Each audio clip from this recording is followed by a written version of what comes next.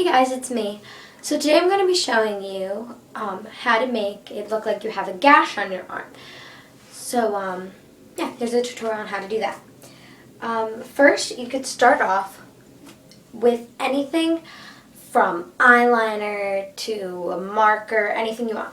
I decided to use a purple marker because it comes out darker and better looking to me. So then I'm just going to make a mark on my arm where I want my injury to be. So it looks like that. I have writing on my hand before, but so it looks like this. I'm going to cover that up. Then I'm going to actually start adding on what is going to make it look like your skin is raised, which is this. I made it myself. I know that looks kind of odd. Let me take it out for you. Yes, you could use anything. This is a tutorial with all household products that I had in my house. So you could use anything you want. You could use hair gel, lotion, really whatever. I decided to use a hair product. And into it, I mixed some of my fake blood, which isn't actually fake blood, I'll get to that. But I mixed some of my fake blood, some concealer here. I have liquid concealer, sort of.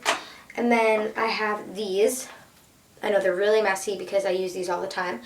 But I kind of scraped it and then poured it in, which seemed to work nicely because it will not be even. And you do not want even because if you have ever gotten a cut or anything, you know that it's not perfectly even. It's going to be dirty and not pleasant. You want this to look like it got infected. So that's exactly what this looks like. And you don't want it to match your skin tone. You want it to be a little more red. So then I'm going to apply this to the area I want to infect. This is a paintbrush, if you haven't noticed. You could just use your fingers, but, you know. I'll take my finger and make sure everything spreads all around the wounded area. And it's okay if you get a little bit on the marker. Well, I'm actually getting it all on the marker because you could just fix that later. You just want to make sure you have enough, and yeah. And if you have too much, you could always scrape it off and use it for another time. Throw it away, whatever you want to do. So it looks like that. It looks kind of weird, but it's already starting to look gross, which is good. The only reason I like to use the paintbrush is because it gives you a kind of, not sharp, but a straight point. So you could try to outline where that mark would be again. So it looks something like that, which is already looking good. Yeah. So you also want to make sure they're joined at the tip, like I just did up there. Because if they're not joined at the tip, it won't look as real. You want to make sure it goes in, joins at the tip, because normally if you get stabbed, it would get thinner at the tip. I mean, I wouldn't know, I'm just guessing, and I've seen horror movies, but so it looks something like this. It's already starting to look good, which is a good sign. You're doing it right. I always like to wipe off my hands and brushes with a nice towel or something, anything you have near, baby wipes, whatever. Yeah, it's starting to look like this, which is good. Then I'm going to start adding the bruises or infections that you would use. So, I have a normal eyeshadow brush, and I have blush right here, and the lip glosses, which you could use later. I'm going to get some of the blush on my thingy, blush brush, and then I am not, and you aren't either, hopefully, going to rub it in. If you rub it, it's going to look all smudged, and you do not want it to make it look like that. So I'm going to tap it like this, kind of dab around the area. It's okay if it gets on it, because this is going to make it look a little bit more weird. And it looks kind of odd at first, but gets better. I keep dabbing that so it gets all around the surface. So it kind of looks like this. So it's starting to add the, I don't know what you'd say, the infection. Then you're going to take your thumb or one of your fingers and smudge it out. Yeah, smudge it out towards, away from the wound, because you don't want it to be even. So if you could avoid making it even, that'd be good. So after you've smudged it out, if you did it right, let me just adjust something here. But if you did it right, oops, sorry guys, I messed this up here. It should look something like that. Zoom it in there. It looks a little weird, I know, but get better. Just need to fix this area because I messed up. And it's really easy. If you mess up, don't worry. I messed up a little bit the first time I did mine too. So, yeah. Just patch that up there and make it look infected. Then, if you also got infected, it wouldn't be one color. It'd look bruised and whatever. So I'm taking the same brush. I'm going to wipe it off. It's okay if there's still a little on because, you know. I'm going to use this dark color here, which is a very dark brown. You could use a black, whatever you prefer, maybe even a dark purple.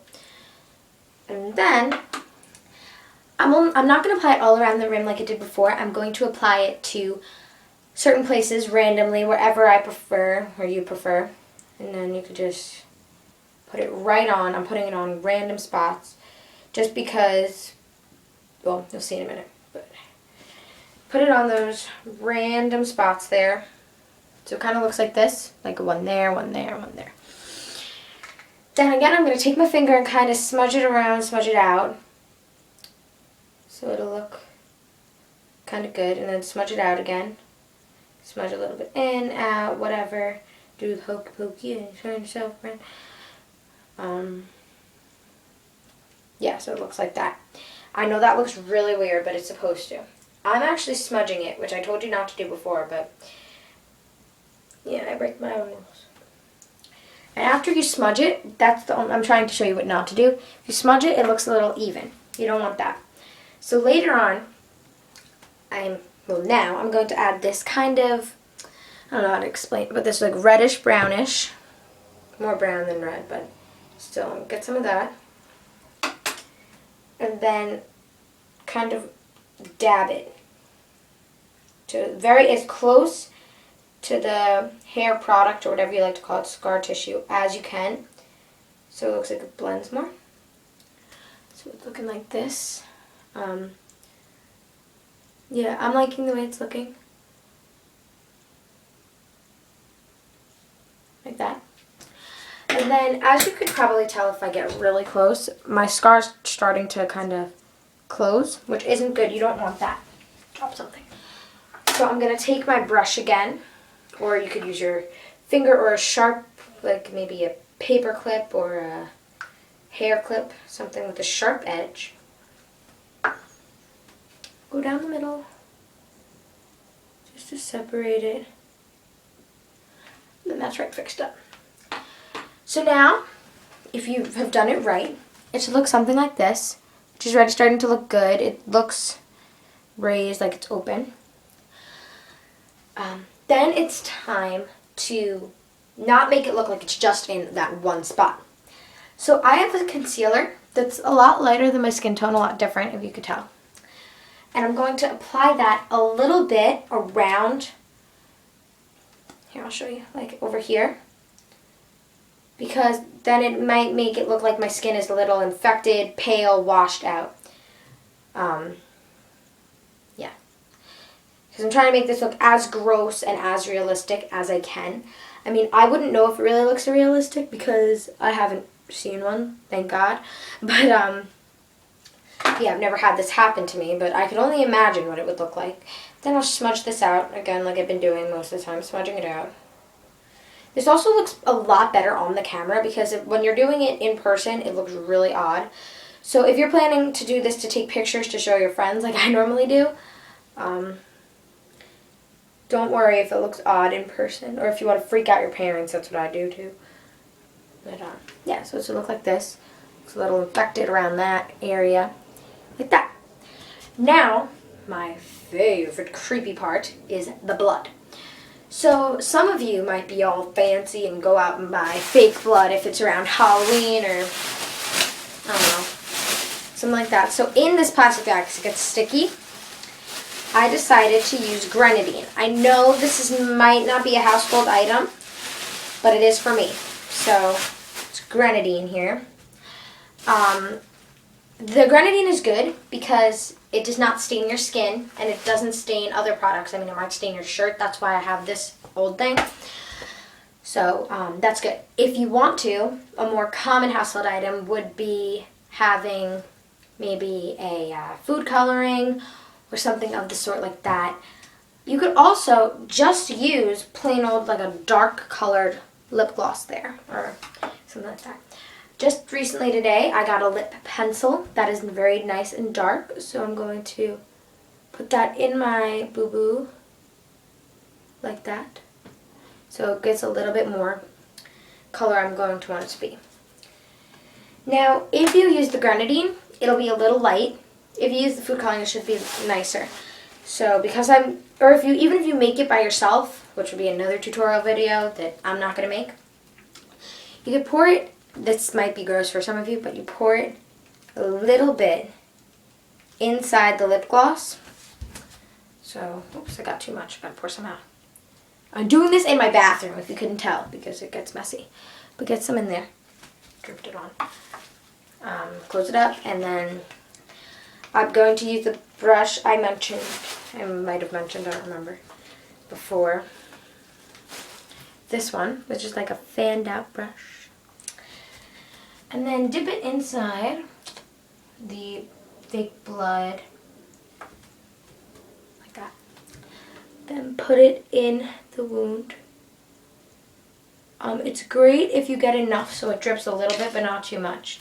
If it drips too much, you might want to have a paper towel, toilet paper, tissue, something on hand to stop it from bleeding.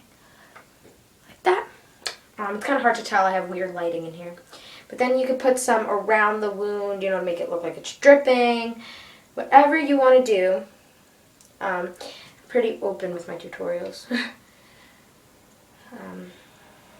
Yeah, so when you're done, it should look a little something like that. I hope this tutorial helped you in your quest to look like a freakish monster. Yeah, and I'll be making a tutorial next on how to do claw marks across your face. So stick around and that should be posted soon. Alright, bye guys.